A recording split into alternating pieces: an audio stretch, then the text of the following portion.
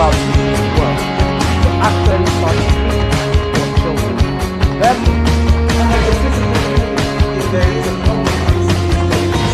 hello and welcome to the Well Child Show.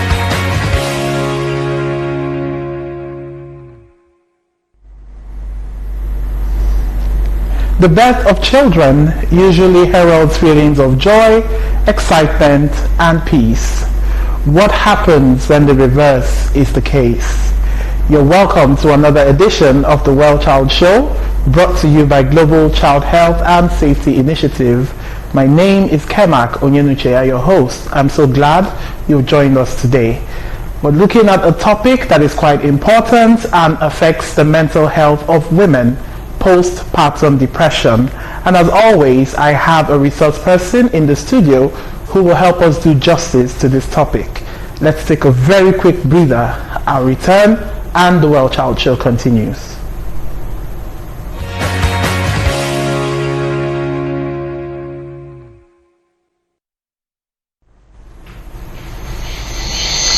Welcome back. If you're just tuning in, you're watching the Well Child Show with Kemak, brought to you by Global Child Health and Safety Initiative.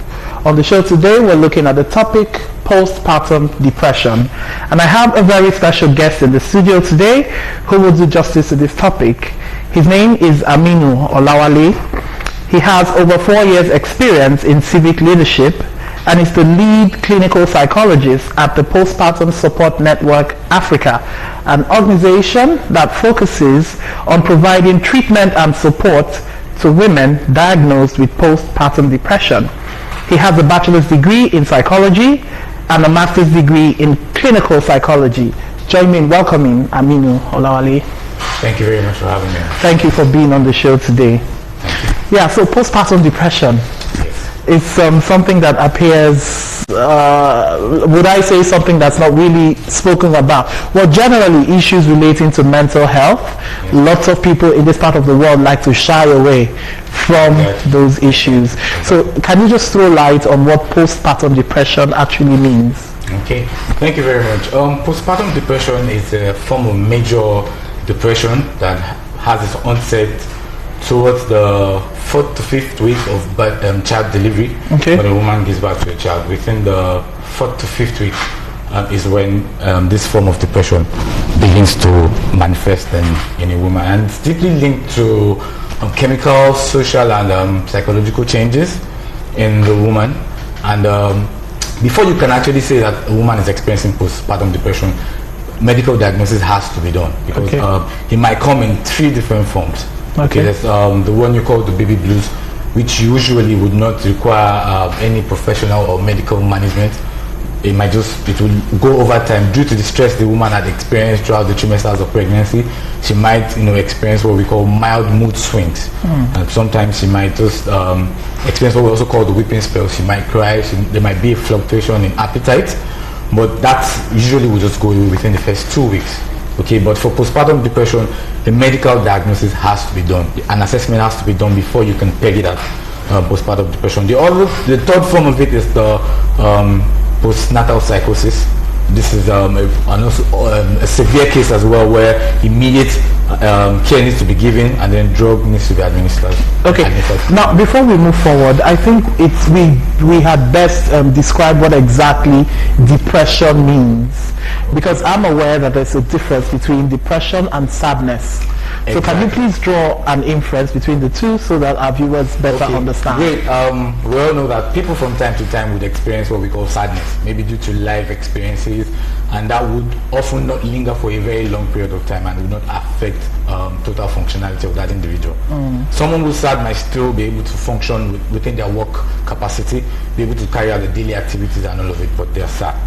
Now, for someone who's already experiencing depression, there's extensive or prolonged level of sadness coupled with hopelessness and worthlessness. Okay, all of this put together would make the woman present 3 major symptoms. One, such a person would not have appetite. They will experience low level appetite. They will have sleeplessness. There's also what you call anhedonia, which is a lack of interest in pleasurable activities. So those are the distinct, clear-cut symptoms that we differentiate normal sadness from Depression. Okay. Exactly. Now, a lot of people most times just ask certain questions like, when someone is depressed, why are you sad? What's making you unhappy? Snap out of it. You just look for the, the bright side of life. I want to ask a question. Why exactly does depression set in? Is there a medical reason, or is just something ethereal that's beyond the control of the individual? Okay, so basically for depression, depression is deeply associated with chemicals in the brain, particularly dopamine. Okay, now this chemical in the brain, it's a form of neurotransmitter in the brain that the balanced production of it helps us with our daily activities. Now, usually when there's a drastic reduction is when such a person begins to experience what we call depression, where there's reduction in interest in energy level begins to drop. Such a person is not interested in wanting to do any activity. So, and this is usually synonymous with people who experience depression. They are so withdrawn up to the point that they're weak. They do not have interest in daily activities. They don't want to work. They just want to remain in that isolation and be there and linger for a very long period of time. So basically, it's deeply related to chemicals in the brain. Okay, now, are there trigger points that lead people down the road to depression? Because the reason why I'm asking these questions, lots of people experience, we're going to come to the symptoms of depression, particularly postpartum depression, but a lot of people in their daily lives, and it's such a fast-paced world, right? So a lot of people experience feelings of depression without actually knowing what exactly it is they're going through. And it's great you've pointed out in the case of postpartum depression, before someone can be said to experience this, a clinical diagnosis has to be made. But now we're looking at depression in a general sense. Are there trigger points? Are there things, life experiences, or stuff that could trigger depression in an Definitely, individual? just as there are trigger points for postpartum depression in women, for the general depression, there are trigger factors as well. One of the major trigger factors or predisposing factors would be genetic predisposition, for example. Okay, so for genetic predisposition, some people have come from a lineage where there's residual genes that predisposes them to becoming depressed in life. Even a lot of studies have come to show that when a person experiences depression, for example, there's a chance that the offspring of such a person might also experience depression. Okay, and I used to know as a young child, when I was growing up, that the Yorubas had the habit of always launching investigations into families where they intend to marry into. I think basically what they were trying to inquire is just to know if such a family has maybe like a mental affliction within the family, and so once they find out that is ongoing, they don't want to marry into such families so that they don't transfer that to their offspring. Exactly. All right. Okay, now coming to postpartum depression, you've mentioned that it's an onset of feelings of depression shortly after childbirth. Exactly. Now, about can you? 4 weeks. Okay, about 4 weeks after childbirth. Exactly. All right. Now, can you enlighten us a bit on the symptoms that these new mothers go through? Okay, so before I go ahead to talk about the symptoms, I would also say that usually after the child is born, maybe 4 to 5 weeks after the child is born, is when this form of depression begins to manifest. However, the symptoms or the process of onset would have been ongoing during the trimester of pregnancy. Oh, really? Exactly. Now, majorly the symptoms that are associated with postpartum depression includes all of the symptoms that one would experience during the baby blue period, when the child, the mother gives birth to the child. There's a little bit of mood swings, mild mood swings. The mother might lose appetite. Sometimes the mood swings might be in this case where she's happy at this point, and the next minute she's experiencing weeping spells and she's crying. Now, aside that, other key symptoms that would be present in order to diagnose the woman with postnatal depression would include prolonged level of sadness, unhappiness. Okay, there's what you also call, such a woman will also experience reduced level of libido. Okay, because she's no longer having that same level of energy. She's losing her interest in pleasurable things that she used to do before, which I mentioned earlier as anhedonia, where she's no longer interested in even interacting with people. She's no longer interested in doing all of those pleasurable things. If you was an outgoing person, for example, an extrovert, she's no longer interested in interacting with people, so she begins to isolate herself. Okay, so these are key symptoms that you will find in a woman who's already experiencing postpartum depression. And one major key symptom, which I like to always mention almost immediately, is suicidal ideation. At some point, when the depression becomes really severe, most of the time, these mothers will often contemplate just ending it all by taking their own life, and that's where the suicide contemplation begins to come. All right, before we go on the break, I just wanted to, we live in a particular culture that always seeks answers, right? Yes. And I know we have a lot of superstitious and cultural or even spiritual myths or beliefs about postpartum depression, because ideally, when a child is born, everyone should be happy, and the mother should be the happiest person. Exactly. But in the case of this medical condition, the mother is observed to have feelings of sadness and prolonged times of pain and unpleasantness. Exactly. Are there certain superstitious beliefs that one finds associated with postpartum depression in your field of work? Okay, well, from my experience in my field of work, I would not really say clearly that there are superstitious beliefs associated with postpartum depression. However, there are cultural practices that might predispose a woman to experiencing depression. Now, part of it is, in some part of this, in our country, Nigeria, in part of this country, there are cultural practices where a woman shouldn't go through what we call the cesarean section. She's expected to deliver a child through vaginal delivery. Okay. And to them, it's like a taboo for her to have to go through cesarean section. So women, oftentimes, when peradventure the doctor recommends a CS for delivery, the woman is already up and upset. Exactly. Thinking maybe she won't be accepted as a woman in our own culture or community where she comes from. That alone would can possibly predispose her to feelings of negativity and feelings of unhappiness by the time the child is born. So aside that, in this country also, I've realized over time that not all of the ethnic groups within Nigeria have or can identify postpartum depression. Okay. Usually, some of these ethnic groups do not even have a name for it. Okay, so how do you now identify a challenge when you don't even have a name for it? So that's another angle that we look at. So cultural beliefs can also hinder recovery rates of these mothers. Take, for example, a woman who it's not in their culture for them to go to an hospital. Usually, that presently we're even dealing with that presently in the states like Ogun State and the like, where we find a lot of mothers who are not willing to go to hospital. They prefer to go to their local orthodox practitioners. Exactly. So in cases like that, how do you even assess the woman enough to identify that this woman is presently having a challenge of postpartum depression? Oftentimes, these people would turn to either the local priest or maybe a faith-based institution like the church or the mosque, and then just go for prayers, and you find that the woman doesn't get well on time, and this would have a cascade effect on the child. Okay, we're going to go on a quick break now. When I return, we'll look at how families can support women that are going through postpartum depression. Sure. Don't go away. The Well Child Show. We'll be right back.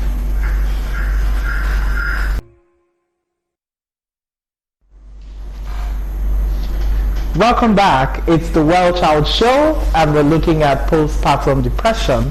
I have with me in the studio Aminu Olawale, a clinical psychologist and the lead clinical services at the Postpartum Support Network. Thank you, Olawale. Thank you for having me. All right. Now, before we went on the break, you were talking about certain cultural and superstitious beliefs and the practices, that precede those beliefs, and how this could lead to postpartum depression in women. Now, I know the family unit is a very critical and crucial support system for everyone that gives birth, for every woman that gives birth to a baby. Now, even in cases where there's no feeling of postpartum depression and the woman is mentally stable, happy, joyful, and all of that, the family, the support of family cannot be, overemphasized. Now, what, in the case of a woman who is observed to undergo postpartum depression, what would you say to the family? How, in what ways can the family come together and form a cohesive form of support for this Okay, so woman? earlier on, thank you very much. Earlier on when we were talking about the predisposing factors, risk factors, trigger factors, it also I should have also mentioned that one of the significant triggers it's lack of social support from either the significant other or the relatives or family members. Significant other being maybe the husband, partner. Okay, so in cases where you don't have the woman who has just given birth does not have such support, usually she's overwhelmed, and her stress level would also increase. But for those who have social support, such as the presence of the significant other who is emotionally available to the woman to help out with activities in the home, and then having this support system from the family, they oftentimes do better. Okay, in the course of my own practice, I've realized most of the women that we've diagnosed at Postpartum Support Network Africa, and we have tried to manage, a lot of the ones whose recovery rates are much faster are those who have a very strong family support system. Okay, that helps them take care of the child, helps them by reducing her stress level, activity level, so she's able to find some time for herself. Okay, and then gradually she becomes better over time through therapy. Okay, so for those who don't have it, it's even more dangerous. Although in this part of the world there's what we call the omega system, okay, which you cannot find in the Western world. It's supposed to be an added advantage for us here in this part of the world, where you find a woman gives birth and then probably the relative, maybe the mother-in-law, comes in to the home to help support that woman by helping out with the house chores and all of it. But over time, I have personally realized that omega system is beginning to fail. Okay, I've had patients complain to me directly that one of their stress factors is even the omega system itself. Wow. Where you find that family members coming to the home, pretending to help with the home, and then the woman who just gave birth will be the one carrying out daily activities in the home, taking care of the child, even taking care of those other people. You know what? It's really interesting what you say, and even, sorry to cut you short, but even it may not be that scenario, but I've experienced like heated exchanges between a new mother and her own mother, who tries to, from a place of meaning in quotes, tries to advise or talk to her daughter on the best way to take care of the child, but the mother herself, who just had a baby, wants to do it her own way. So that's just to buttress the point you're making. Exactly. So imagine if a mother and child are already having a clash. How would you think she would thrive with the mother-in-law or relatives from the husband? So usually it's a conflict. There's always a conflict. Okay, in present day time, I've realized that over my work experiences with dealing with these mothers. However, the truth of the matter is, for those who have the support system, the social support, the emotional support that a mother would get from relatives, family, and friends, it's immeasurable. It goes a long way to usher this mother into that system. Because don't forget, I mentioned earlier that postpartum depression is deeply linked to the chemical, social, and psychological changes that happen to a woman after the child is born. Part of the social change is that she needs to assume parenthood. Exactly. So it's already a challenge for her. But with the family support or support system good enough, she would gradually tune in to that responsibility over time. Now, what would you say to extended family, mothers-in-law, fathers-in-law, in order to, what advice would you have for them? Okay. All right. So the advice will go in two dimensions now. Okay. Peradventure, the woman gives birth, and do you want to look into the camera and offer this advice? All right. So thank you very much. So I'm saying that I would advise in two different dimensions now. For those who have a newly born child and the mother is not doing so well, perhaps she's presenting symptoms of depression, I would advise that you exercise a lot of patience, because I know that there's a lot of frustrations that comes with trying to deal with someone who's already depressed or who's experiencing symptoms of depression. Okay, so it's already a challenge, but you might need to understand, get education, get information about what depression is all about, and know that this woman is not just doing this all on her own. Usually for those who are depressed, they have a short threshold for tolerance. Okay, so you as the relative need to understand this and know that this woman is already on the edge, and increase your own level of tolerance as well, so that you can nurture her and then help out with the activities she needs to carry out. That's for those who are who has someone who's experiencing or presenting symptoms of depression. Yeah. But for those who have a mother who's doing fully okay, or who's fully functional and doing well, I would say that your support too it's valid. Critical. Exactly, it's critical because especially for new mothers, they have difficulties. They have what you call anxiety. They experience some level of anxiety in taking care of that child because it's a new child. She just and the fear that anything could go wrong with your baby. Aside the anxiety, they also experience some mild level of OCD, obsessive compulsive disorder, constant fear, consciousness about the child and all of it. So you want to understand that, get more information about this, and know how to manage your way in helping this woman so that you usually will not have a conflict with her. Right.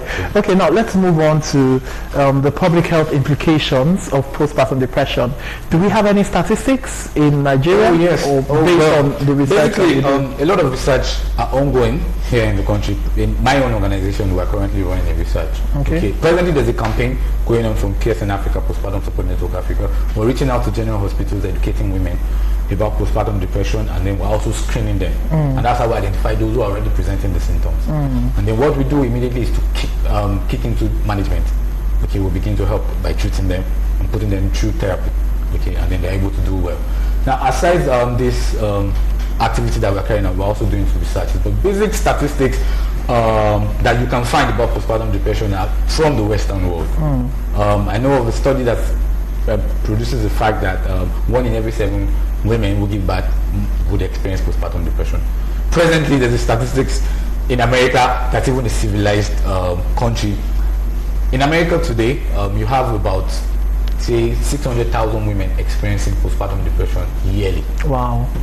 Okay, so now this is separate from those who probably experienced miscarriage, who lost their child, who lost the child after the child was born. Now this set of women also account for another 300,000 yearly. So in America alone, you find women with maternal mental challenges up to about 900,000 yearly. Wow. Okay. Now in Nigeria, over 1.5 million women would experience would experience postpartum depression. That's a lot.